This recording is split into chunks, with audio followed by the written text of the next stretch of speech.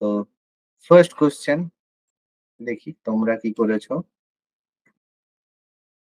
প্রথম কোশ্চেন বলছে, শিবাজি তার নিজের এবং তার মাতার ভরণ পোষণের জন্য 1637 খ্রিস্টাব্দে তার পিতার কাছ থেকে যে জায়গিরটি লাভ করেছিলেন সেটির নাম কি?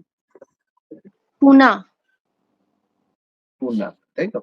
কেন পুনা কেন হবে? কারণ অলরেডি বলেছিলাম যে পুনাতে মানে তার যে পিতা তার জায়গির পেয়েছিল, কিন্তু সেখানে থাকার অধিকার পায়নি। ঠিক আছে, সেই কারণে শিবাজির যে জন্মের পরে শিবাজির যে বড় হয়ে ওঠা, সেটা পুনার হচ্ছে তোরনা দুর্গে, সেটা আমরা জানি। অবভিয়াসলি ছত্রপতি শিবাজি মহারাজের যে জায়গির সেটা ছিল পুনে। ঠিক আছে, আচ্ছা যদি বলা হয় এই কোশ্চেনটা যে পুনার জায়গির পেয়েছিল শিবাজি বা তার বাবা হচ্ছে শাহজি ভোঁসলে, কার কাছ থেকে পেয়েছিল বা কোন শক্তির কাছ থেকে পেয়েছিল মনে আছে? ওই তো বিজাপুরের শাসক আদিল শাহর কাছ থেকে। আদিল শাহ বিজাপুরের শাসকের কাছ থেকে। ঠিক আছে, এটা আমি বলেছিলাম যে সেটা পেয়েছিল কার কাছ থেকে? বিজাপুরের শাসকের কাছ থেকে।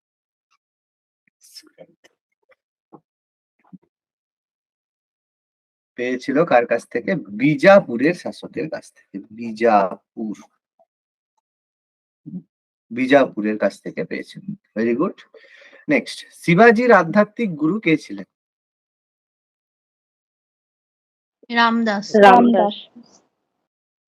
রামদাস না তুকারাম হবে? না দুটোই হবে? না, দুটো তো অপশন নেই। তুকারাম হবে না, রামদাসই হবে।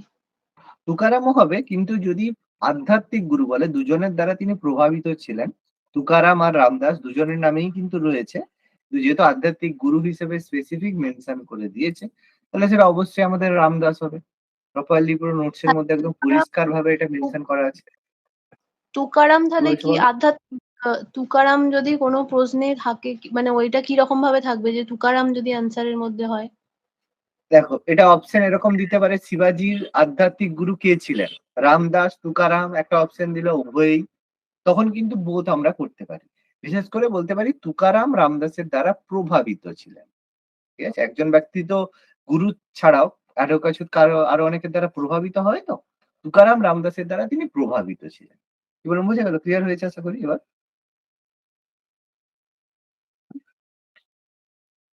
আচ্ছা, কোন দুর্গটি শিবাজির বাল্য জীবনের সাথে যুক্ত? কেন জন্ম হয়েছে? শিবনাথ দুর্গ।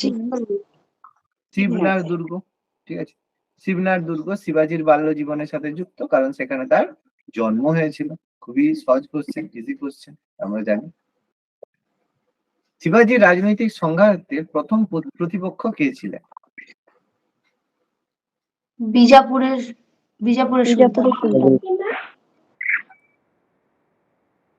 আচ্ছা, শিবাজির রাজনৈতিক সংঘাতের প্রথম যে ছিলেন সেটা হচ্ছে বিজাপুরের সুলতান। একদম বিজাপুরের সাথে ফার্স্ট কনফ্লিক্ট করেছিলেন। ঠিক আছে, বিজাপুরের সুলতানের সঙ্গে ফার্স্ট কনফ্লিক্ট তার হয়েছিল। অবশ্যই অ্যান্সার এটা হবে। ঠিক আছে, তারপর হচ্ছে জাভেলি দখল করার পর চন্দ্ররাও মোয়ের সাথে, সেকেন্ড ছিল। ঠিক আছে, এটা ছিল দ্বিতীয়।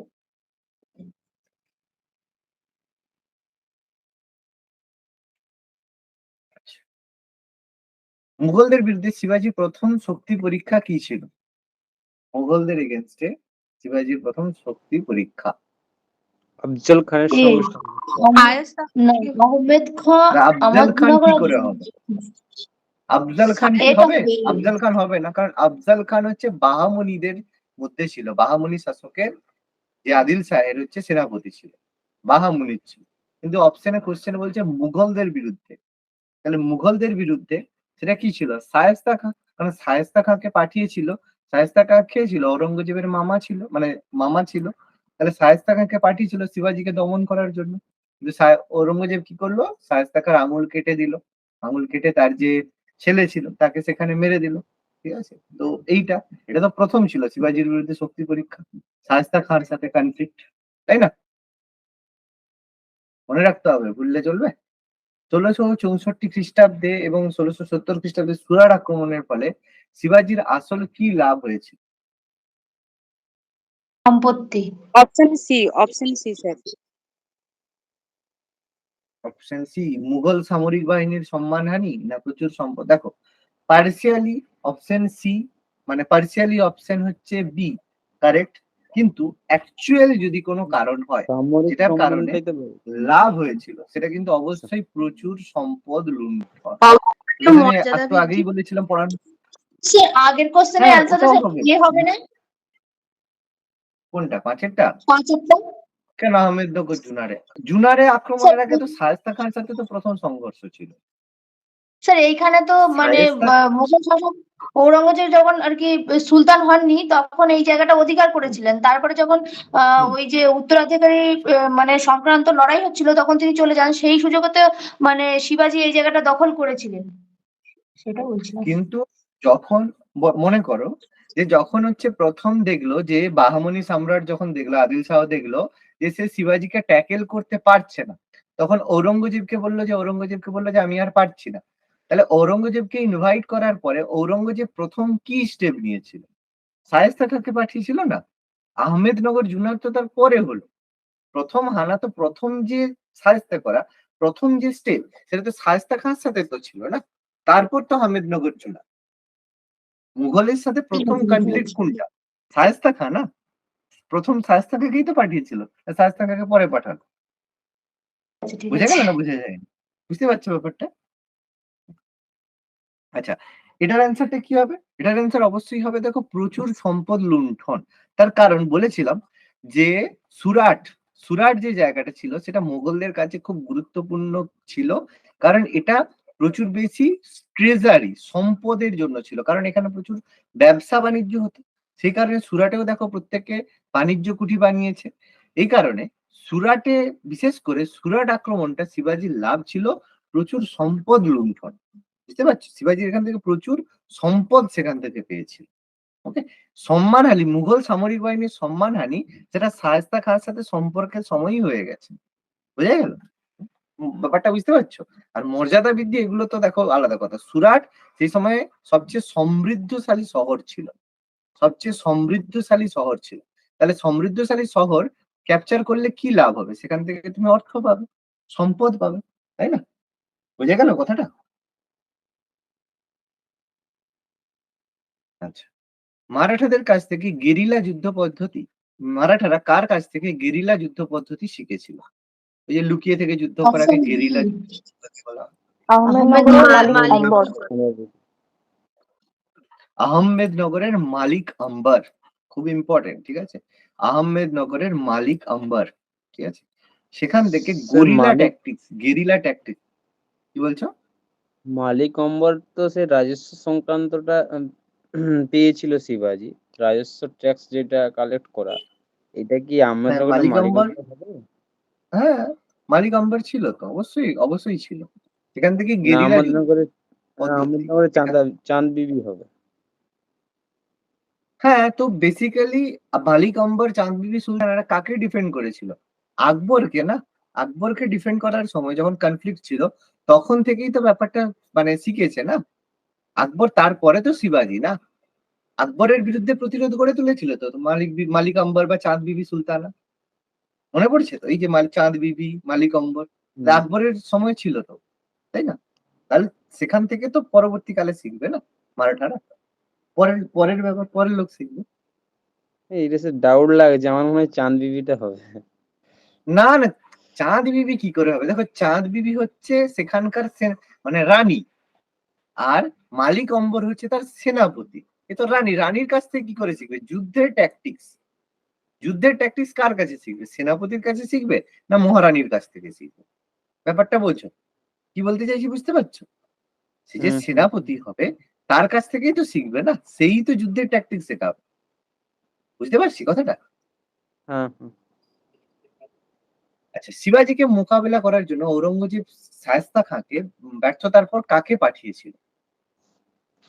জয় সিংহ।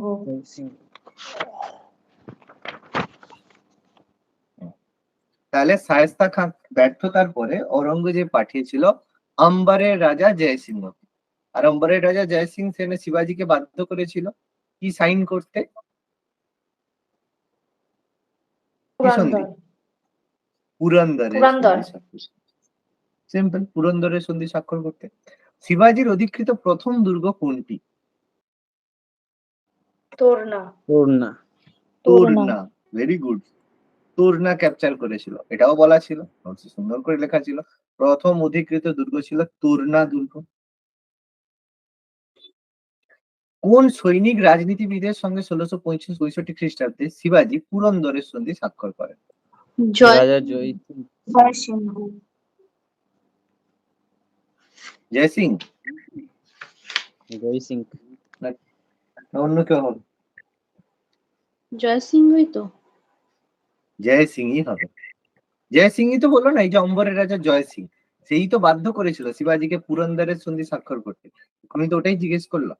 অবভিয়াসলি পুরন্দরের সন্ধি স্বাক্ষর করেছিল যার রাজা জয় সিং, তাই না? বিজাপুরের বিরুদ্ধে শিবাজি কোথাকার শাসকের সাথে চুক্তি করেছিল?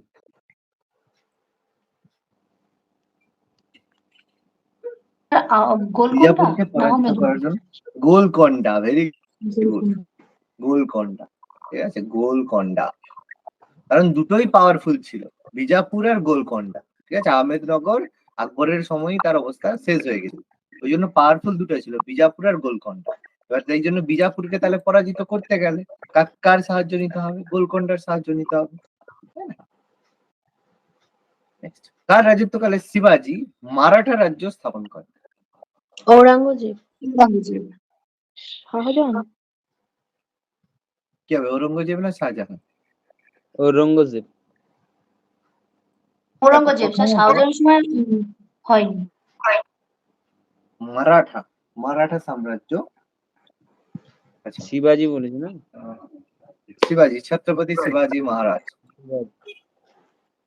স্বরাজ, ঠিক ঔরঙ্গজেবের আছে। সময় তো। আচ্ছা, শিবাজির মারাঠা রাজ্য স্থাপন করেছিল শিবাজি কত খ্রিস্টাব্দে? স্বরাজ স্থাপন করেছিল, এটা কখনোই বলেনি কিন্তু যে শিবাজি ছত্রপতি উপাধি গ্রহণ করেছিল, এটা কিন্তু কখনোই বলায়নি কোশ্চেনের মধ্যে। মারাঠা রাজ্য স্থাপন করেছিল, জিনিসটা বোঝো, ঠিক আছে। তাহলে শিবাজি মারাঠা রাজ্য স্থাপন করেছিল, কিন্তু কার সময় হবে?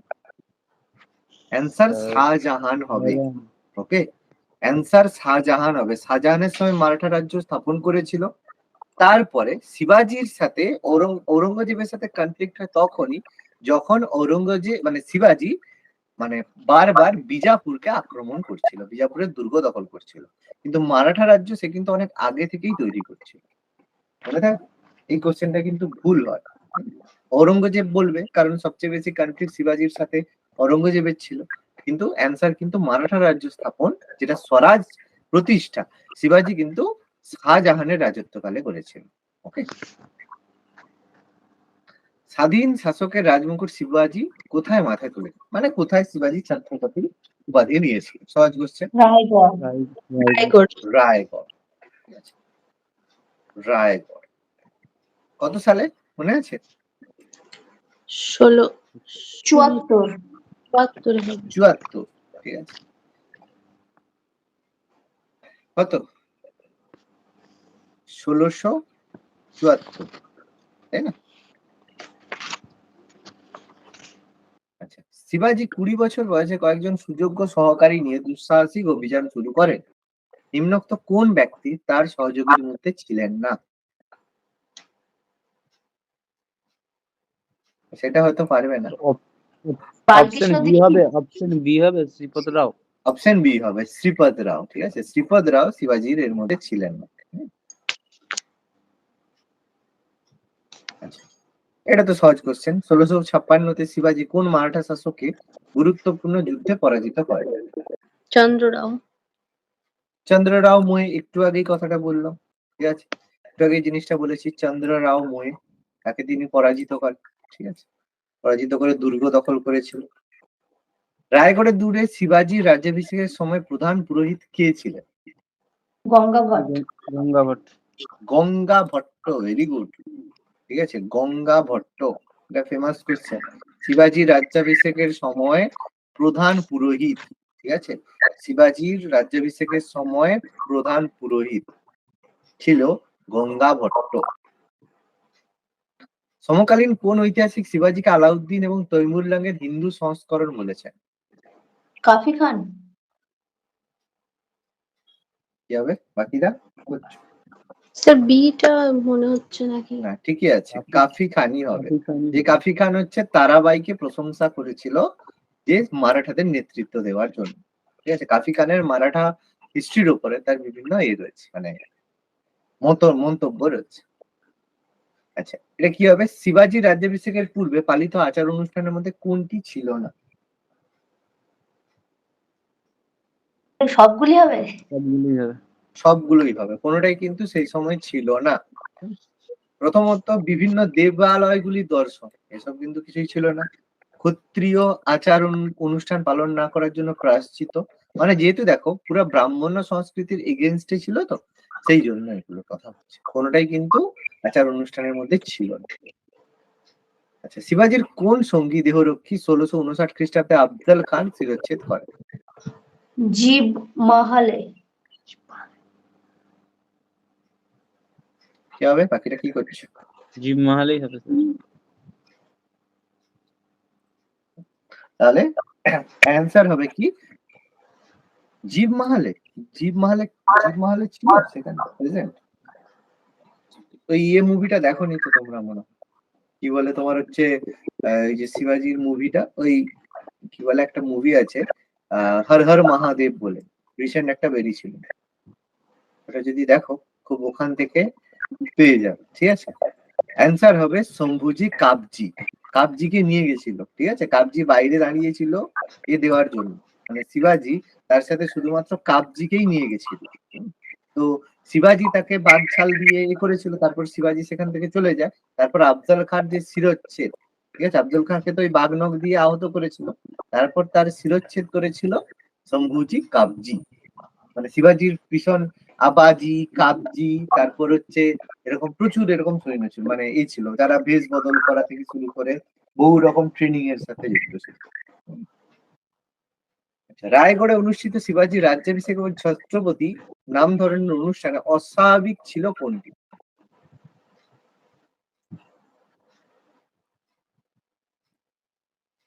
অস্বাভাবিক সি ব্যাপার হবে কি? কি করেছ? সি তান্ত্রিক মতে সি। এই অনুষ্ঠান সম্পন্ন হয়েছিল। ওটা কি কি জানি না, দেবী ভবানী জায়গা ঠিক। দেখো, প্রথমত শিবাজির যে তরবারির নাম কি ছিল? তো দেবী ভবানী ছিল। তাহলে শিবাজির তরবারি যদি ভবানী হয়ে থাকে, শিবাজির যে তরবারি তার নাম যদি ভবানী হয়, তাহলে তরবারির নাম যদি ভবানী হয়, তাহলে নিশ্চয়ই তার রাজ্যাভিষেকের সময় দেবী ভবানী থাকাটা স্বাভাবিক ব্যাপার, তাই না? ব্যাপারটা বুঝতে পারছো? তাহলে এটা নিশ্চয়ই কখনোই হবে না, দেবী ভবানীর সামনেই এটা হয়েছিল। আর ভবানী ইজ এ ইনকারনেশন বলতে পারো, বা এই বলো, সেটা হচ্ছে মা কালী। এবং মা কালী হওয়া মানে ব্যাপারটা তান্ত্রিক মতেই কিন্তু দেবী ভবানীর পুজো হয়ে থাকে। ওকে, এবার বৈদিক আচার অনুষ্ঠানের মাধ্যমে অভিষেক ক্রিয়া সম্পন্ন, আর বৈদিক আর তান্ত্রিক আচারে দ্বিতীয়বার অভিষেক অনুষ্ঠান হওয়া, এখানের মধ্যে অ্যান্সার হবে কি বিয়েরটা হবে। ঠিক আছে, যে দ্বিতীয় যে কথাটা বলেছে, যে বৈদিক এবং তান্ত্রিক আচারে দ্বিতীয়বার অভিষেক অনুষ্ঠান সংগঠিত হয়, মানে ব্যাপারটা বলতে চাইছে দুবার হয়েছিল, যেটা সেই সময়ের অস্বাভাবিক ব্যাপার ছিল।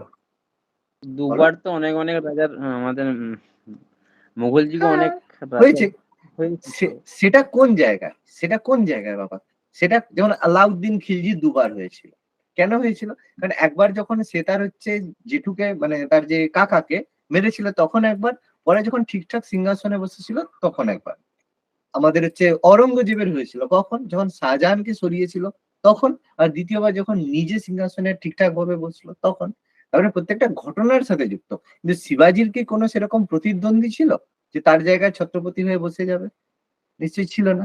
সেজন্য দ্বিতীয়বার অভিষেকের ঘটনা, এটা অস্বাভাবিক ব্যাপার ছিল। কি বললাম, বোঝা গেল? স্যার। আচ্ছা, কোন যুদ্ধের সাফল্যের পরে মুঘল সম্রাট অরঙ্গজেব শিবাজিকে পার্বত্য মুশিক নামে অভিহিত করেন? সালের যুদ্ধ। কি হবে? সালের যুদ্ধ 1670। সাহলের যুদ্ধ না, এটা অ্যান্সার হবে কোলাপুরের যুদ্ধ। ঠিক আছে, কোলাপুরের যুদ্ধ 1659-এ। শিবাজি এখানে প্রচুর বড় সৈন্য পাঠিয়েছিল, কিন্তু সরি ঔরঙ্গজেব এখানে প্রচুর বড় সৈন্য পাঠিয়েছিল, কিন্তু শিবাজি কোন দিক থেকে সেখান থেকে বেরিয়ে যায় সেটা তারা বুঝতে পারে। ওকে, এই জন্য তাকে শিবাজিকে বলা হয়েছিল পার্বত্য মুশিক। কোলাপুরের যুদ্ধ 1659-এ। জয় সিং এর সঙ্গে শিবাজির কত খ্রিস্টাব্দে আগ্রার দুর্গে সাক্ষাতের জন্য যায়, এটাও বলেছিলাম। 66 কি হবে?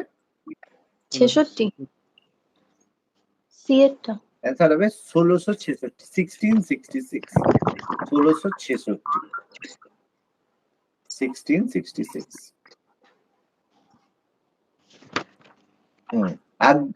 আগ্রাতে শিবাজিকে যেখানে বন্দি করে রাখা হয়েছিল, গৃহবন্দী করে রাখা হয়েছিল, তার নাম কি মহল? জয়পুর ভবন। জয়পুর ভবন। Very good. জয়পুর। আগ্রা দুর্গ থেকে বন্দী শিবাজি তার জায়গায় কাকে রেখে ঐতিহাসিক এবং দুঃসাহসিক পলায়ন করেছিল? সন্তুজি নাকি আছে? সন্তুজি হবে? আরে সন্তুজি মানে এটা বেসিক্যালি শম্ভুজি বলছে। শম্ভুজি আর কি। শম্ভুজিকে কি তার জায়গায় রেখে গিয়েছিল? যদি তার জায়গায় রেখে যেত শম্ভুজি শম্ভুজিকে তো বেঁচে ওনার থাকতো। ছেলে মনে হয় মথুরাতে রেখে যাকে গেছিল। মথুরাতে রেখে গেছিল। শম্ভুজিকে রেখে গেলে সে কি বিয়ে করতো? মানে অবশ্যই। যশবন্ত সিং। যশবন্ত সিং কেন থাকবে? সে শিবাজির জায়গায় আসবে? শিবাজির হামশাকলস ছিল, তার নাম ছিল হিরোজি। ঠিক আছে, শিবাজির মতো দেখতে সম্পূর্ণ ছিল, সেই জন্য শিবাজি তার জায়গায় সেখানে রেখে ভাবছে শিবাজি বসে আছে, কিন্তু তার জায়গায় শিবাজির মতো দেখতে একজন ছিল, তার নাম ছিল হিরোজি। ঠিক আছে, তো এটা হচ্ছে ছদ্মবেশে তার জায়গায় তাকে রেখে গিয়েছিল, যে স্বয়ং যে শিবাজি আছে, কিন্তু শিবাজি সেখানে ছিল না। আরে এত ডিটেলস আর কোনো বইতে নেই।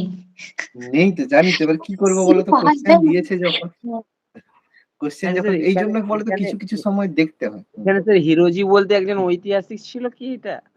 হুম। মানে ঐতিহাসিক বলতে একজন শিবাজি হুম। রাজ্যাভিষেকের সময় উপস্থিত ছিল, হেনরি নাকি একটা ছিল, হুম। রাজ্যাভিষেকের সময় বলেছিলেন। হ্যাঁ হ্যাঁ, সেটা মানে ব্রিটিশ ইস্ট ইন্ডিয়া কোম্পানির মেম্বার হিসেবে ছিল, হ্যাঁ, ব্রিটিশ ইস্ট ইন্ডিয়া কোম্পানির সদস্য ছিল। আচ্ছা, মুঘল সম্রাট ঔরঙ্গজেব কবে শিবাজির রাজা উপাধি মেনে নেন, এটাও বলছি, এটাও বলেছি। 68 কি হবে? 68 1668, 1668। হ্যাঁ। আচ্ছা, শিবাজির দীর্ঘতম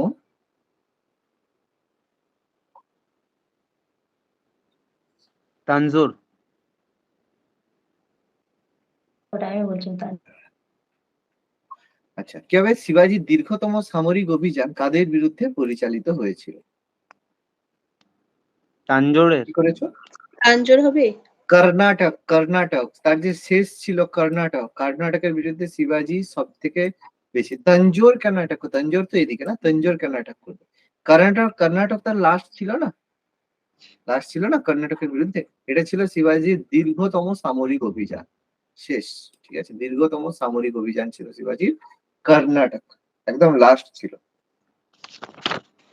প্রশাসনিক সংস্কার সাধনের ক্ষেত্রে শিবাজি কার কাছ থেকে ব্যাপকভাবে ঋণী ছিলেন? মালিক অম্বর। মালিক অম্বর। একটু আগে এই কোশ্চেনটা হচ্ছিল, গেরিলা যুদ্ধ শিখেছিল, আর তার কাছ থেকে তিনি যাকে বলে ট্রেন্ড হয়েছিলেন মালিক অম্বরের কাছ থেকে, কিভাবে প্রশাসনিক সংস্কার করতে হয়। ঠিক আছে, সেটা তিনি তার কাছ থেকে প্রভাবিত ছিলেন। একটু আগে এই কথাটা বলছিলেন মালিক অম্বর।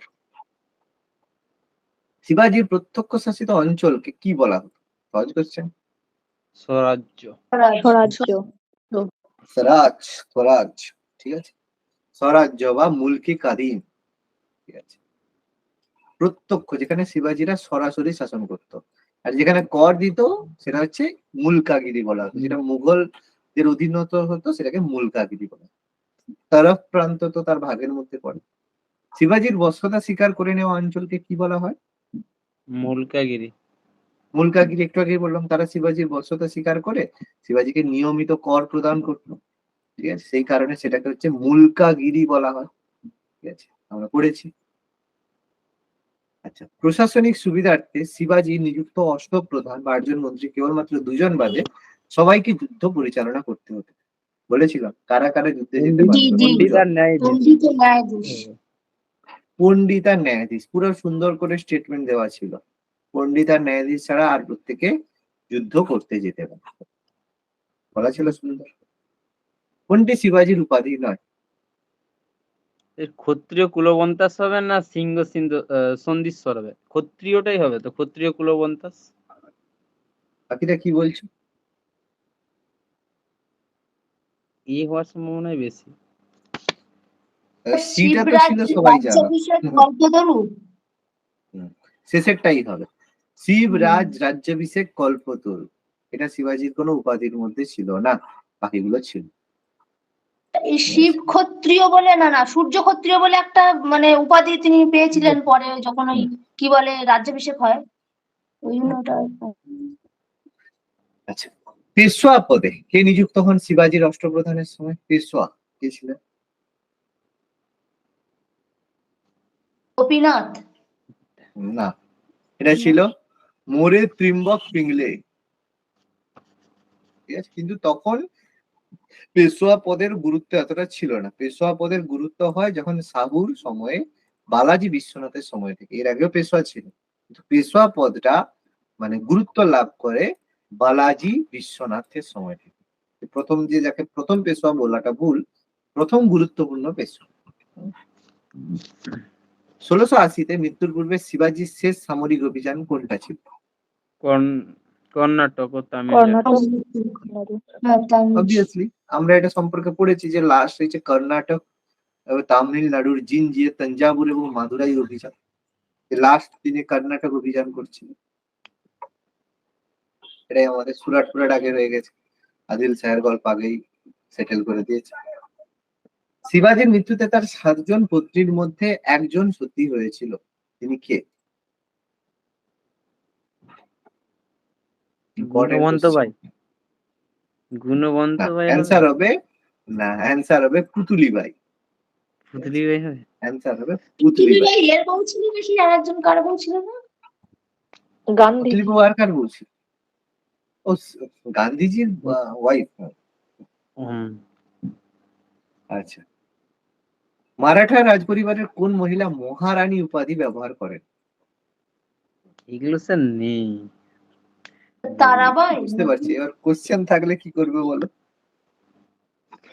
অ্যান্সার হবে তারাবাই, কারণ তারাবাই টোটালি কন্ট্রোল করতো না। দ্বিতীয় শিবাজি মাতা হিসেবে তারাবাই, তাই তো, রাজারামের ওয়াইফ ছিল তারাবাই, তো কন্ট্রোল করতো সেই সময়। পড়ে রাখবে, বোঝা মুশকিল। কে চিতনিস নামে পরিচিত ছিলেন? করেছো কি? পণ্ডিতরা না, পণ্ডিতরা হবে তো মনে হয়। না, এটা সচিব যারা ছিল, সচিব সচিব। পররাষ্ট্র যারা সচিব ছিল তাদেরকে সরকারি সুরানজিস চিঠিপত্র বলা হতো। সরকারি চিঠিপত্র। আচ্ছা, গোয়েন্দা দপ্তরের প্রধান মানে ইন্টেলিজেন্স ডিপার্টমেন্ট? সুমন্ত। মন্ত্রী মন্ত্রী। মন্ত্রী মন্ত্রী বা ওয়াকিনাভিস, যে রাজস্ব সংক্রান্ত যেসব হচ্ছে গোয়েন্দা দপ্তর থাকতো, ইনফরমেশন ইন্টেলিজেন্স ডিপার্টমেন্ট। এখন ভারতের ইন্টেলিজেন্স ডিপার্টমেন্ট কি গো? র, রিসার্চ এন্ড অ্যানালিসিস উইং, র। শিবাজির মারাঠা রাজ্যে জমি পরিমাপের একক সুন্দর করে লেখা ছিল। কাঠি। কাঠি। কাঠি, কাঠি করা, কাঠি। ভূমি রাজস্ব আদায়ের দায়িত্ব কার হাতে ছিল? কুলকার্নি, জানি না। এটা দেওয়া ছিল, কারা ভূমি রাজস্ব আদায় করতো? দেওয়া ছিল, এটা দেওয়া ছিল না? না তো স্যার। এটা দেওয়া ছিল না, এটা হচ্ছে প্যাটেল হবে, ঠিক আছে? যারা প্যাটেল হতো তারা ভূমি রাজস্ব আদায় করতো। আচ্ছা, মির্সাদার কারা?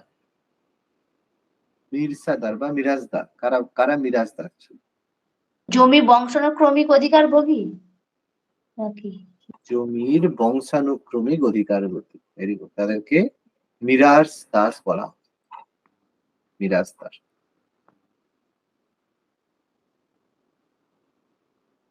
কি হবে?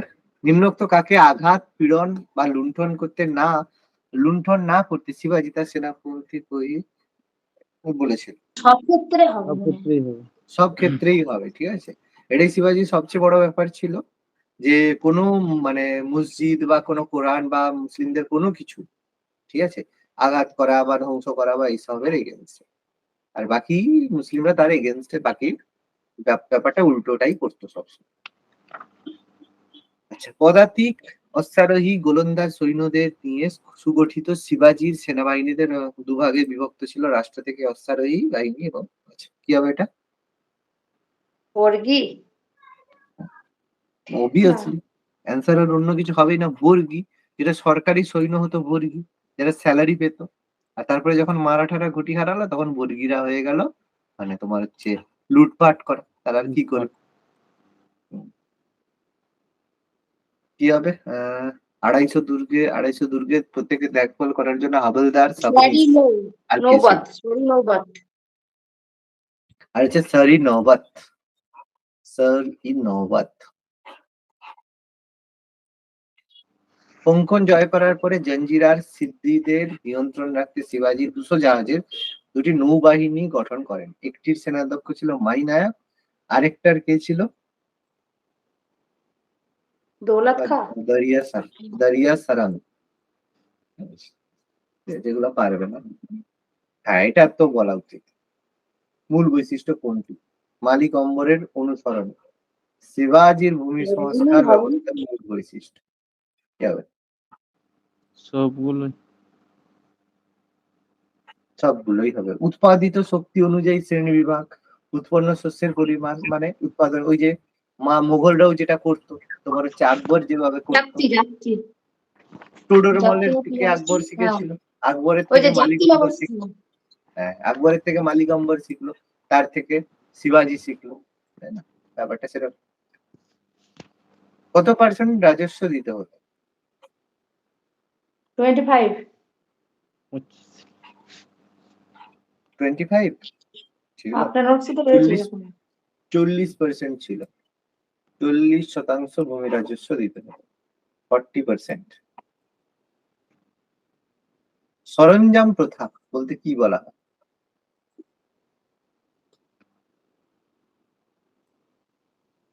সরঞ্জাম প্রথা কোনটাকে বলা হয়? সব ভূমির আন্দাজ। রাজস্ব। না, এটা হচ্ছে সরকারি কর্মচারী ও সেনাপতিদের বেতনের পরিবর্তে ভূমি দান, এটাকে জায়গিরদারি প্রথা বলা হতো। সেটারই অল্টারনেটিভ হচ্ছে সরঞ্জাম প্রথা।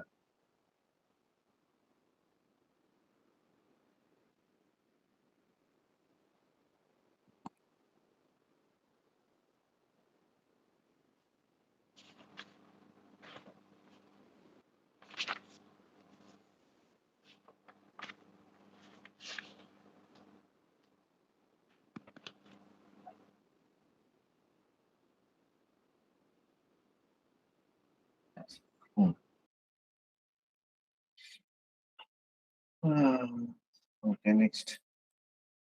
শিবাজির প্রশাসনে সরণবাদ কারা? সেনাপতি পদাতিক সেনাপতি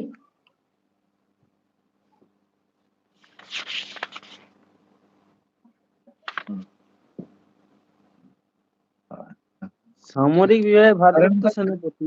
এখানে অ্যাকচুয়ালি সারণবাদ হচ্ছে চিঠিপত্র যোগাযোগ করার জন্য যারা ছিল তাদেরকে সারণবাদ বলা, করণী মানে কেরানি যাদের বলে।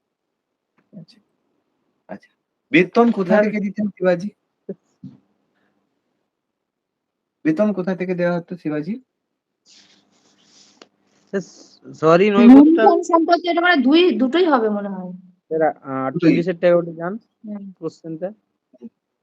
সারণবাদ 48-এর কোশ্চেনটা হচ্ছে তো সরি নৈবত হচ্ছে সেনাপতি মানে সামরিক বিভাগের ভারপ্রাপ্ত, আর চিঠিপত্র যারা করতো তারা তো সচিব।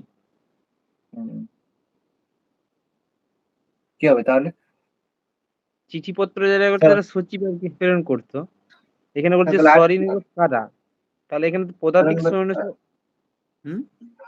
সেনাপতি কি করে সারণবাদ পোস্টের? সরি নৈবত আপনারই নোটসে দেখছি সেনাপতি আছে, সামরিক বিভাগের ভারপ্রাপ্ত। সারণবাদ হ্যাঁ দেখুন। প্রেরণ এবং এর ভারপ্রাপ্ত মন্ত্রী, তাকেই তো বলা হতো। আচ্ছা, শিবাজি মারাঠা সৈন্যদের বেতন কোথা থেকে দিত, কি করেছো? স্যার দুটোই তো ওটা। এটা থেকেই দিত। বাণিজ্য থেকে। আচ্ছা, বাণিজ্য থেকে সে কি কোনো অর্থ সঞ্চয় করতো, দিত এই বাণিজ্য? লুণ্ঠন থেকে স্যার এটা আমি জানি সত্যি, কিন্তু আমার মনে হচ্ছে দুটো বলে তাই বললাম। হবে না, এটা লুণ্ঠন প্রতিবেশী সম্পত্তি কি রাজ্যের লুণ্ঠিত সম্পদ থেকে, একদম এটা থেকেই করতো। ঠিক আছে, স্যালারি এখান থেকেই দেওয়া হবে। শিবাজি তার ক্ষমতা উত্তরণের প্রাথমিক পর্বে কোন পার্বত্য জাতিকে ঐক্যবদ্ধ করেছিল? মাওয়ালি। মাওয়ালি। এটাকে মাভল সেনা বলা হতো, মাভল বা মাওয়ালি। ঠিক আছে, মাভল বা মাওয়ালি। শিবাজি কবে ছত্রপতি উপাধি পান? সহজ কোশ্চেন। 74, 1674। তাহলে কি হবে? 1674, 1674 শিবাজি ছত্রপতি উপাধি পান। আচ্ছা, শিবাজি কোন তথ্যটি সঠিক নয়? কি মনে হয় ডিটা হবে? বন্দুকের নাম জানি না ওটা। বন্দুক ছিল কোথায়? শিবাজির সময় বন্দুক ছিল? ও তাহলে ওটাই হবে, বাকি সবগুলো ছিল। জয় সুকুমার। বাঘনখের নাম, অস্ত্রের নাম ছিল বাঘনখ, বিছুয়া ছিল, ভবানীতে ছিল, পতাকার নাম ছিল ভগওয়া। ভগওয়া ঝান্ডা, ভগওয়া মানে হচ্ছে তোমাদের এই কি বলে, গেরুয়া। ঠিক আছে, ওই জন্য অখণ্ড হিন্দু রাষ্ট্র বলতে গেলে ভগওয়াকে দেখায় না, ওই জন্য। আর শিবাজির হিন্দু রাষ্ট্রের কথা শিবাজির ছিল না। সাভারকারের মুভি বেরিয়েছে, দেখেছো, নাম শুনেছো এখন?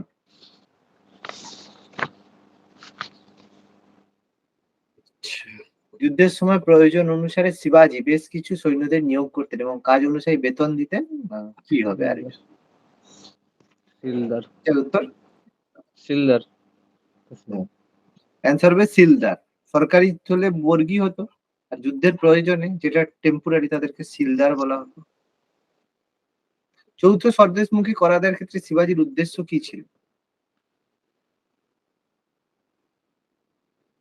উদ্দেশ্য কি ছিল? কি হবে? কেন সি চৌথ হবে, সি। স্বদেশমুখী? সি হবে, উক্ত অঞ্চলে প্রদানকারী অঞ্চলের নিরাপত্তার জন্য সেনাবাহিনীকে প্রতিপালন করা। অ্যাকচুয়ালি যেটাকে প্রোটেকশন মানি টাইপের ব্যাপারটা ছিল।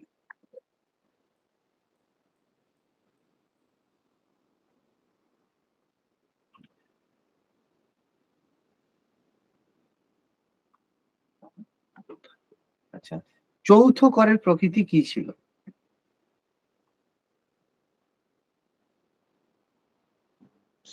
চৌথ করের প্রকৃতি কি ছিল? সামরিক ট্যাক্স হবে। সামরিক ট্যাক্স মানে এটা হচ্ছে বেসিক্যালি 1/4 তো দিতে হতো, কিন্তু এটা ছিল এক ধরনের সামরিক ট্যাক্স। সরকারি যেটা।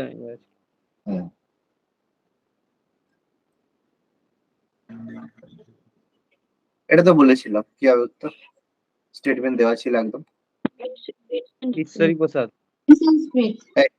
Vincent Smith. ঈশ্বরী কোথায় কোথায়? ভিনসেন্ট স্মিথ পরিষ্কার ভাবে লেখা আছে, পরিষ্কার ভাবে লেখা আছে, দস্যু রাষ্ট্র বলেছে না। চৌথ স্বদেশমুখী করের সম্পর্কে স্মিথের মন্তব্যের পক্ষে কোন কবিতায় বিদেশি রীতিবৃত্ত দস্যু বলি পরিহাস? কি হবে এটা? নবীন চন্দ্র সেন। না, কি হবে? রবীন্দ্রনাথ টেগোর। রবীন্দ্রনাথ ঠাকুর, হ্যাঁ। এটা রবীন্দ্রনাথ টেগোরের ছিল। কি হবে? এক ধর্মরাজ্য পাশে খণ্ড, ছিন্ন বিচ্ছিন্ন ভারত বেঁধে দিব আমি, শিবাজির মারাঠা রাজ্য সম্পর্কে কার উক্তি এটা? রবীন্দ্রনাথই হবে, জানি না। তো ঠিকই আছে, আন্দাজে বললেও ঠিক আছে। আচ্ছা, আরেকটা স্টেটমেন্ট, এটা কি করেছো? রানাডে। যদুনাথ সরকার। ঠিক আছে, স্টেটমেন্ট গুলো না জানলে অসুবিধা নেই। হ্যাঁ, কি হবে? এটা তো সহজ বলা উচিত। কি ছিল পৃষ্ঠপোষক হিসেবে? জয়রাম। জয়রাম। কিভাবে শম্ভুজি ঔরঙ্গজেবের শক্তির সম্মুখবর্তী হন?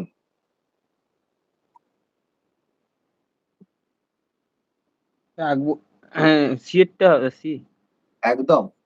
ঔরঙ্গজেবের বিদ্রোহী পুত্র আকবর, দ্বিতীয় আকবর তাকে শেল্টার দিয়ে, ঠিক আছে। পরবর্তীকালে এই কারণে হচ্ছে দ্বিতীয় আকবর আকবরকে দিতে হতো shelter- অনেক। কি বলছো? দ্বিতীয় আকবর দিতে হতো, আকবর দিয়ে দিয়েছে ডাইরেক্ট। হ্যাঁ হ্যাঁ, সেই যাই হোক, দ্বিতীয় লিখতে ভুলে গেছে, কি করবো। আচ্ছা, এটা তো বলতে পারবে। শম্ভুজি আর তার কবি কলস হত্যা করা হয় কোথায়?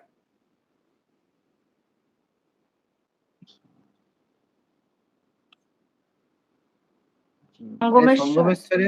হ্যাঁ একদম, বলেছিলাম না, সঙ্গমেশ্বরে মুকাবর খান, বলেছিলাম তো এটা। পুরো সুন্দর করে লেখা ছিল, নাহলে কখনোই আমাদের হচ্ছে সম্ভাজিকে ধরতে পারতাম। এটা কি স্টেটমেন্ট করেছো? যদুনাথ সরকারের স্টেটমেন্ট।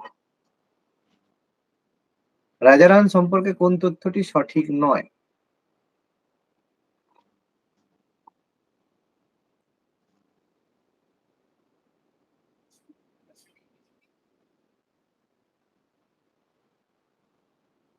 কোনটা কোনটা সঠিক?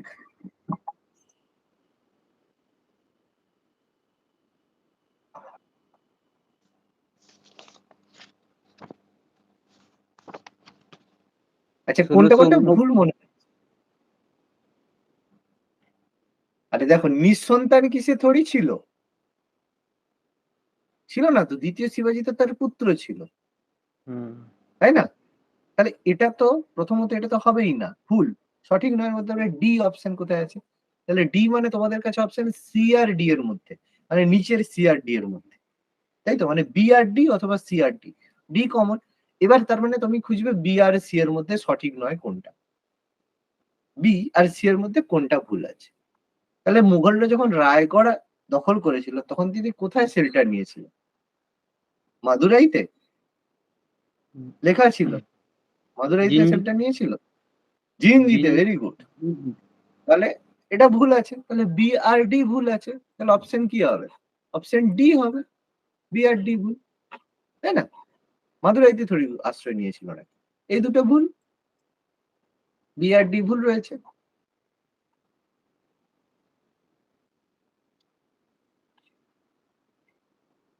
রায়গড় মুঘল অধিকৃত হওয়ার পর মারাঠা সরকারদের পরবর্তী রাজধানী কোথায় ছিল? আরে সাতারা ছিল তো, সাতারা আর কোলাপুরকে কেন্দ্র করে ভাগ হলো, তাহলে অবভিয়াসলি সাতারা ছিল, প্রথমবারে সাতারাটা হলো, তারপর সাহু আসার পরে হচ্ছে কোলাপুর হলো, তাই না? দুটো ভাগ হলো। ধনাজি যাদব, সন্তাজি ঘোরপড়ে মারাঠা দুই বীরের মর্যাদা কার রাজত্বকালে পেয়েছিল?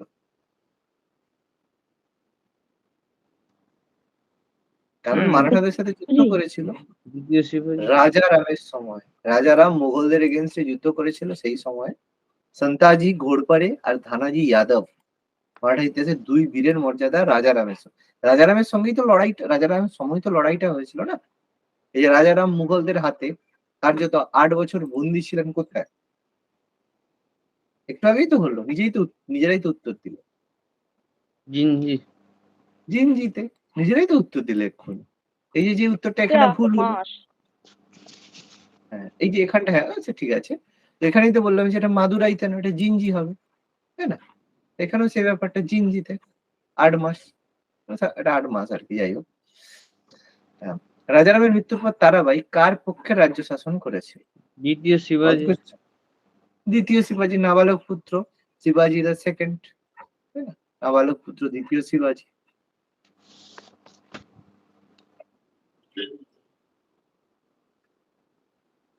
শিবাজি কোন উত্তরাধিকারী অনেকবার ব্রিটিশদের কাছে পেশোয়ার বিরুদ্ধে সাহায্যের জন্য আবেদন করেছিল? রাজারাম, রামরাজা। রামরাজা না, দ্বিতীয় সাহু। না এটা হচ্ছে প্রতাপ সিং, ঠিক আছে, প্রতাপ সিং। শিবাজির উত্তরে ব্রিটিশদের কাছে পেশোয়ার বিরুদ্ধে সাহায্যের জন্য আবেদন করেছিল শিবাজি। শতকরা শেষের দিকে 33 ভাগ বাড়িয়ে কত করেছিল? 40 কত ছিল ভূমি রাজস্ব? 40 ছিল। 40 তাহলে আগে 33 ছিল, 1/3 ছিল, সেখান থেকে বেরিয়ে 40% করে। অবভিয়াসলি প্রথমে 33% ছিল, 40 করে, কারণ 40 একটু আগে করলে। ভূমি রাজস্ব আদায় করতো কে?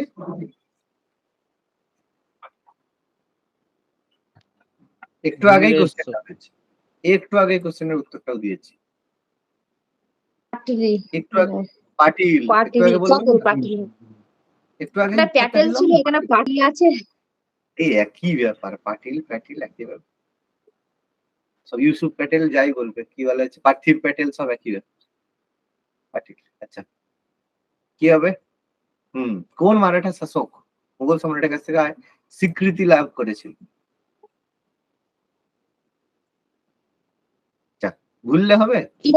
আরে তোর পাগলা, সাহু হবে। সাহুকে তোমার শেল্টার দিল না, সাহু যাতে হচ্ছে চৌথ ট্যাক্স আদায়ের অনুমতি দিল, স্বদেশমুখী দেয়নি, বালাজি বিশ্বনাথ গেল, মনে পড়ছে কথাটা? স্বীকৃতি লাভ। কার রাজত্বকালে পেশোয়া পদ খুব শক্তিশালী ও বংশানুক্রমিক হয়? শম্ভুজি। বুঝি কেন হবে? সাহুই শেষে বালাজি বিশ্বনাথকেই তো দিল না, আর বালাজি বিশ্বনাথের সময় তো পেশোয়া পদ বংশানুক্রমিক। শম্ভুজি কেন হবে? আরে বাবা, শম্ভুজি তো মরে গেল, পেশোয়া পদ শক্তিশালী। আরে শিবাজি, তার ছেলে শম্ভুজি, শম্ভুজি তো মারা গেল, তারপর শম্ভুজির ছেলে সাহুকে নিয়ে চলে গেল, মুঘল দরবারে ছিল। তারপরে বালাজি বিশ্বনাথ গিয়ে সাহুকে মুক্ত করে আনলো, মুক্ত করে আনার পরে তারপরেই তো পেশোয়ার পদটা খুব বেশি শক্তিশালী হলো। বুঝতে পারছো না? বোঝা যায়নি? মনে পড়ছে? হ্যাঁ স্যার, ঠিক আছে। আরে শম্ভুজি তো ঔরঙ্গজেবের সময়ই শম্ভুজি মারা গেছে, তখন কি পেশোয়া পদ শক্তিশালী হয়েছিল? পরে হলো না বাবা। সেনাকর্তে উপাধিতে কে পরিচিত ছিলেন?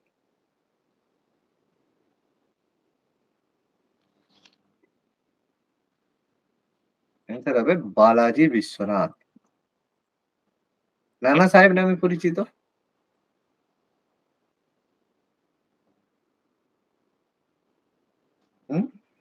বালাজি। আরে বালাজি বাজিরাও কূটনীতিবিদ ছিলেন না, প্রথম বাজিরাওয়ের পুত্র বালাজি বাজিরাও কূটনীতিবিদ ছিলেন, যে হিন্দু পাদশাহী থেকে তিনি বিচ্যুত হন। মনে পড়ছে? তিনি নানা সাহেব নামে পরিচিত ছিলেন। দেওয়া ছিল তো, সুন্দর করে দেওয়া ছিল না?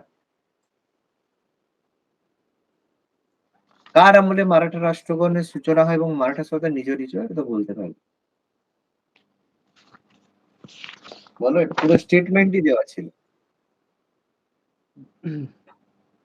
পেশোয়াকে প্রভূত পাগলা সাহু তো বাবা, সাহু যখন দেখলো যে মারাঠারা ভেঙে যাচ্ছে, সেই কারণে কিন্তু যে যার নিজের রাস্তা দেখেছে। আচ্ছা, শিবাজির পরে গেরিলা যুদ্ধের শ্রেষ্ঠ পদ্ধতির উদ্যোক্তা কি?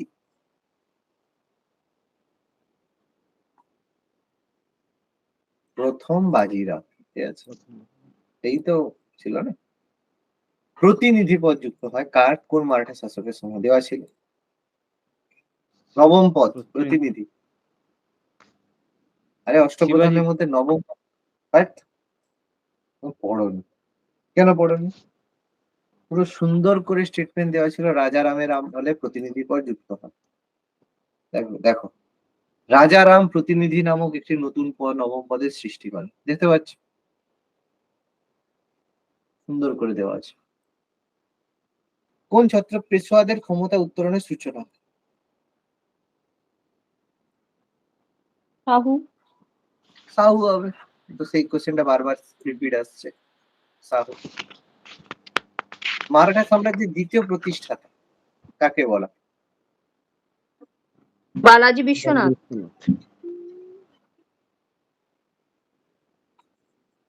বালাজি বিশ্বনাথ হবে না প্রথম বাজিরাও? প্রথম বাজিরাও হবে সাম্রাজ্য, কারণ বালাজি বিশ্বনাথ তো ছিল কি বলে আমাদের হচ্ছে, কিন্তু অ্যাকচুয়ালি সাম্রাজ্য হিসেবে অনেক যুদ্ধ জয় করা থেকে ঘুরে এম্পায়ার, সেটা তো প্রথম বাজিরাও না, যেটা নেপোলিয়ান বলা হয়। পেশোয়া তন্ত্রের জনক কাকে বলা হয়?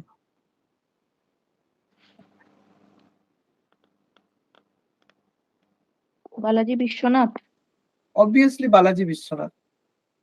বালাজি বিশ্বনাথ প্রথমটা হবে না কেন? কারণ বালাজি বিশ্বনাথ পেশোয়া ছিলেন এবং কূটনীতিবিদ ছিলেন।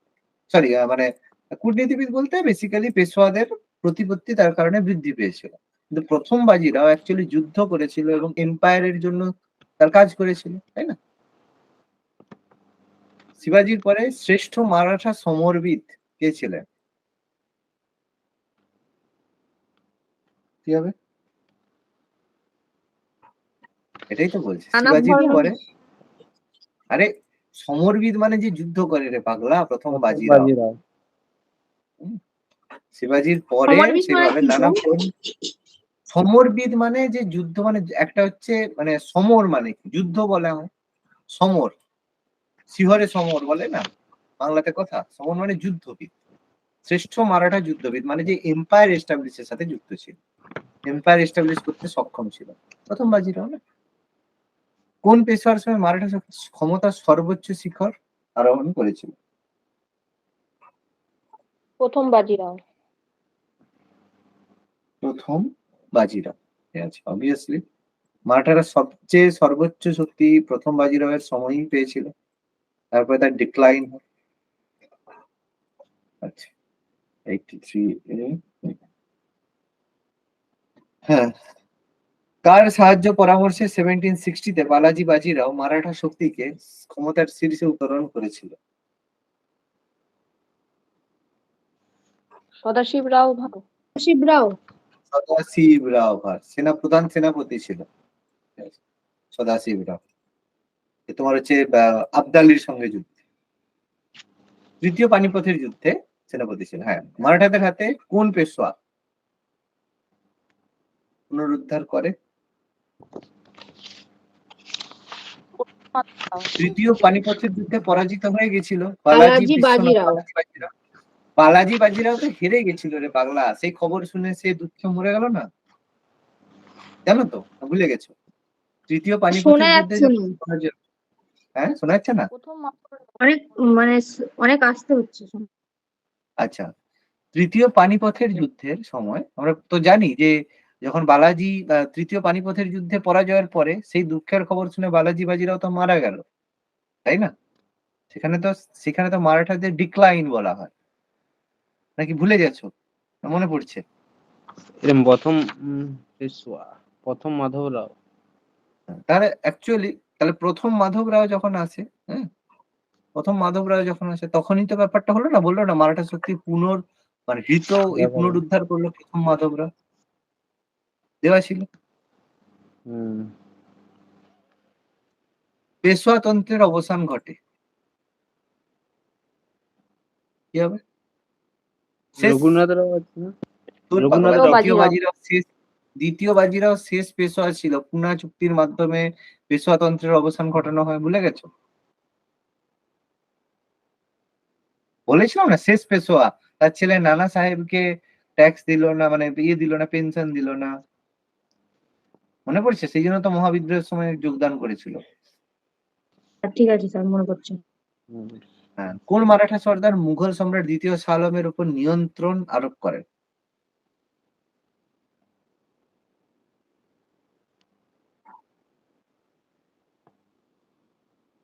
কি হবে? মারাঠা সর্দার মহাদজি সিন্দ্রিয়া। মহাদজি সিন্দ্রিয়া, ঠিক আছে। সিন্দ্রিয়া ভীষণ পাওয়ারফুল ছিল। ফড়নবিসের প্রকৃত নাম বালাজি জনার্দন কোন পদে নিযুক্ত ছিল? সেনাপতি। অ্যাকচুয়ালি তিনি একজন বড় কূটনীতিবিদ ছিলেন, তাই তো? কূটনীতিবিদ বলে তো কূটনীতিবিদ বলে তো কোনো পোস্ট নাই না। তিনি অ্যাকচুয়ালি বেশি ছিলেন প্রধান হিসাব রক্ষক, ঠিক আছে, অ্যাকাউন্টেন্ট ছিলেন। তৃতীয় পানিপথের যুদ্ধের সময় পেশোয়া কে ছিলেন? খুব সহজ কোশ্চেন। এটা স্যার বালাজি বাজিরাও। এটা বালাজি বাজিরাও, কারণ তৃতীয় পানিপথের যুদ্ধে শোনার পরে সেই দুঃখে তিনি মারা গেছিলেন, তাই না? আদায়কৃত চৌথ করের সর্বোচ্চ অংশ কে গ্রহণ করত? চৌথ করের সর্বোচ্চ অংশ কার ভাগে যেত? পেশোয়া।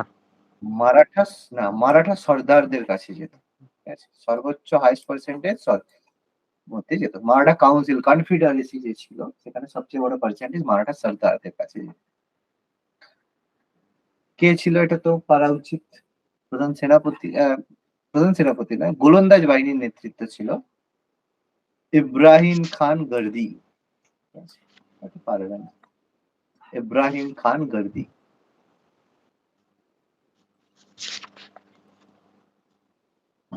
মারাঠা সেনাদলের প্রধান, এটা তো বলেছি একটু আগে। সদাশিব রাও। বিশ্বাস রাও প্রধান সেনাপতি ছিলেন। বিশ্বাস রাও দুজনেই তো ছিল স্যার, বিশ্বাস রাও আর সদাশিব রাও। দুজনেই ছিল, কিন্তু প্রধান ছিল সেনাদলের প্রধান ছিল বিশ্বাস। সদাশিব রাও হবে, তো দুটো এরকম দিয়ে দিলে তো খুব কঠিন ব্যাপার। আচ্ছা ছাড়ো, এবার মারাঠারা সাময়িকভাবে কাদের কাছ থেকে সাহায্য লাভ করতে সক্ষম হয়েছিল? মারাঠাদের সেনা নিহত হয়েছিল। জাট, ঠিক আছে, জাটরা হেল্প করেছিল কিছুটা।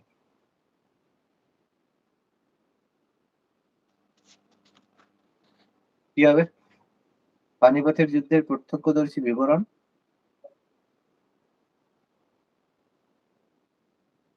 অ্যান্সার হবে কাশিরাম পণ্ডিত। শেষ পেশোয়া যিনি ব্রিটিশ সরকারের পেনশনভোগী হয়ে দীর্ঘ 30 বছর কানপুরের ভিতরে নির্বাসিত ছিলেন। আরে শেষ পেশোয়া কে ছিল? দ্বিতীয় বাজিরাও। তাহলে এতক্ষণ ভাবার কি আছে? কোশ্চেন পড়ার কোনো জায়গায় নেই, শেষ পেশোয়া বলছে। হিন্দু পাদশাহী কথাটির যথার্থ অর্থ কি? হিন্দু স্বরাজ্য। অ্যান্সার হবে কি হিন্দু স্বরাজ। হিন্দু স্বরাজ। মারাঠা শব্দ দেশমুখ উত্তর ভারতে কার সমগোত্রীয় ছিল? দেশমুখ হচ্ছে পেটেল, আমিন না পেটেল। চৌধুরী, ঠিক আছে, যাদের কাছে জমি থাকতো চৌধুরী, সেটা হচ্ছে মারাঠা শব্দ দেশমুখের কন্টেম্পোরারি। চৌধুরী মানে যাদের কাছে জমি থাকতো, সেই পদ চৌধুরী হতো। মারাঠা মেকিয়াভেলি সহজ কোশ্চেন। নানা ফড়নবিস। Dedicated question. নানা ফড়নবিসকে মারাঠা মেকিয়াভেলি বলা হতো কূটনীতিবিদের জন্য। শিবাজি বণিকদের কাছ থেকে যে কর আদায় করতে কি নামে পরিচিত ছিল? ওটা পারবেন, মহাতরফা। দেখো জিজিয়া জাকাত হবে না, কারণ ওগুলো কোরআন নির্ধারিত কর, ওটা হবে না। শুল্ক হতে পারতো, কিন্তু শুল্ক ছিল বেসিক্যালি অন্য ধরনের ট্যাক্সকেই শুল্ক বলা হতো। মহাতরফা নাম। হ্যাঁ, হিন্দু পাদশাহী আদর্শ কার আমলে বিশেষ গুরুত্ব পেয়েছিল? সহজ কোশ্চেন। প্রথম বাজিরাও হিন্দু পাদশাহী নীতিতে বিশ্বাসী। এটাও তো পারবে। কোন পেশার অকাল মৃত্যুতে তৃতীয় পানিপথের যুদ্ধের পরাজয়জনিত জাতি বিপর্যয় অপেক্ষা আরো ক্ষতিকর বলে অভিহিত করা হয়? এটা বলেনি কিন্তু তৃতীয় পানিপথের যুদ্ধের সময় কে মারা গেছিল, এটা বলছে তৃতীয় একদম প্রথম মাধব রায় মারাঠাদের আবার ইউনাইট করছিল, কিন্তু তার যখন অকাল মৃত্যু হয় সেটা তৃতীয় পানিপথের যুদ্ধে পরাজয়ের থেকেও বেশি প্রবলেমেটিক ছিল, জাতীয় বিপর্যয়। কে হিন্দু পাদশাহী নীতি ত্যাগ করেন? সহজ কোশ্চেন।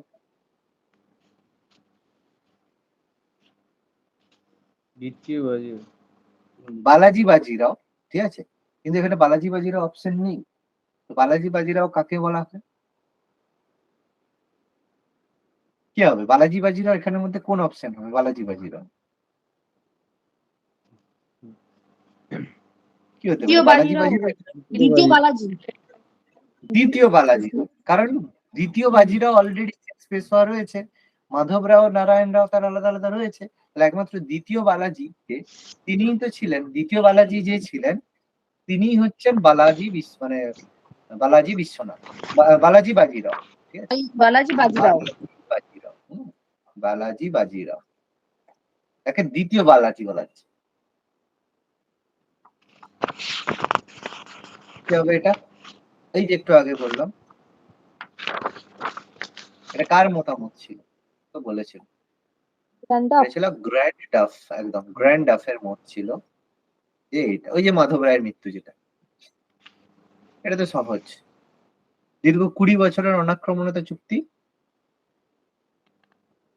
1782 সলবায়ের চুক্তি, যার 20 বছর পরে বেসিনের সন্ধি, এবং বেসিনের সন্ধি যেটা হচ্ছে অধীনতামূলক মিত্রতা নীতি ছিল, ঠিক আছে, যার কারণে সেকেন্ড অ্যাংলো মারাঠা ওয়ার হয়েছিল। এটা অধীনতামূলক মিত্রতা নীতি ছিল বেসিনের সন্ধি, যেটা মারাঠারা তাদের পেশোয়ার অপমান বলেছিল। চুক্তি কি ছিল? কোথায় গিয়ে সন্ধিটা করছিল রঘুনাথ রাও? একদম গিয়ে সন্ধি করলো না, যে প্রোটেকশন দেওয়ার জন্য বোম্বে প্রেসিডেন্সিতে সুরাটে গিয়ে করলো, তাই না? যেটা সুরাটের সন্ধি নামে প্রপার দেওয়া আছে ইনফরমেশন। বেসিনের চুক্তি কবে হয়? সহজ কোশ্চেন, কোশ্চেনের মধ্যে উত্তর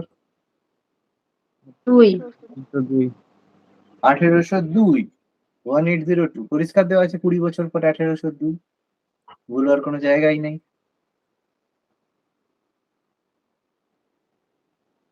হ্যাঁ, এটা কি হবে? কোন চুক্তির মাধ্যমে? এক্ষুনি লিখেই দিলাম, বেসিনের চুক্তি অধীনতামূলক মিত্রতা নীতি, বেসিনের সন্ধির মাধ্যমে, ওটাই তো। বেসিনের সন্ধি ভারতের সাম্রাজ্যে ব্রিটিশ সাম্রাজ্যে পরিণত করেছিল। স্টেটমেন্ট পারলে বলবে, এছাড়াও এডওয়ার্ডস। স্টেটমেন্ট নিয়ে খুব বেশি আমিও এ করি না, কারণ হচ্ছে স্টেটমেন্ট মনে থাকবে না, প্লাস কোশ্চেন থাকে না। হুজুর দত্ত, এটা বলতে হবে।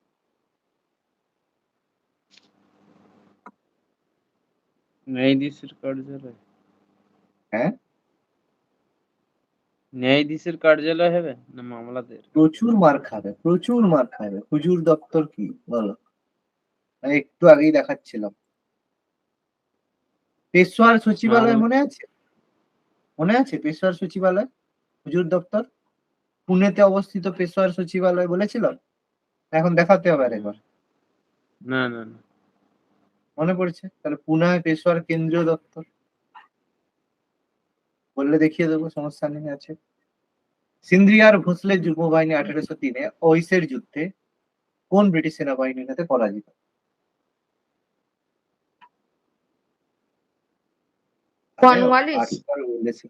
আর্থার ওয়েলেসলি বা লর্ড ওয়েলেসলি, ঠিক আছে, আর্থার ওয়েলেসলি। ব্রিটিশ সেনাপতি ছিল আর্থার ওয়েলেসলি। স্টেটমেন্ট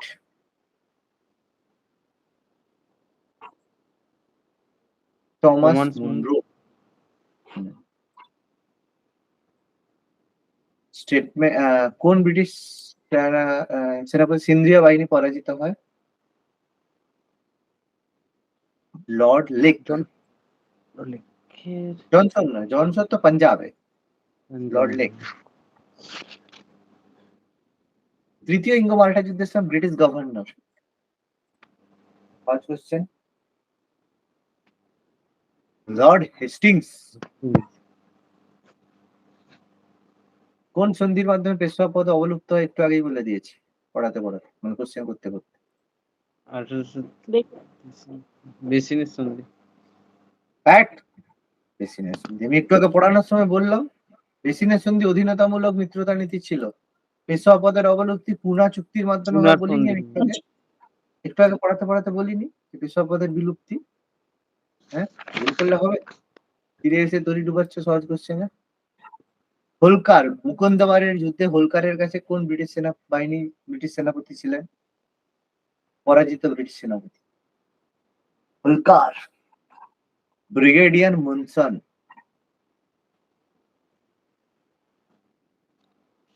কি হবে? জল বিভাজিকা, এডওয়ার্ডস। Doctor spheres.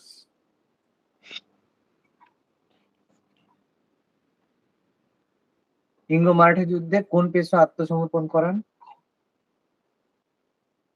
কোন ব্রিটিশ সেনাপতি পেশওয়াকে আত্মসমর্পণ করিয়েছিল? ম্যালকম। ছাড়ো, লাস্ট কোশ্চেন। 1818 খ্রিস্টাব্দে কি নাম রাখেন শিবাজি যে বংশধরকে হস্তান্তর করা হয়? তার নাম ছিল প্রতাপ সিং। একটু আগে বলেছিলাম না একটা কোশ্চেন, বারবার ব্রিটিশদের কাছে হেল্প চাইতে গেছিল কি? প্রতাপ সিং। একটু আগে কোশ্চেনে পড়ানোর সময় বললাম না, একটা এমসিকিউতে ছিল না উত্তর, শিবাজির কোন বংশধর ইস্ট ইন্ডিয়া কোম্পানির কাছে সাহায্য, মনে পড়ছে? হ্যাঁ স্যার বললেন। যে চাইবে তাকেই তো দিবে নাকি? ওকে, তাহলে মোটামুটি এটা আমাদের হলো। তাহলে এবার নেক্সট ডে, তাহলে আমাদের নেক্সট ডে আমরা ডিসকাস করব হচ্ছে রুশ বিপ্লবের উপরে এমসিকিউ। রুশ বিপ্লব এর উপর এমসিকিউ এটা দিয়ে দেবো, আর তার সাথে সাথে আমরা ন্যাৎসিবাদ ফ্যাসিবাদটা পড়বো। ন্যাৎসিবাদটাই করবো।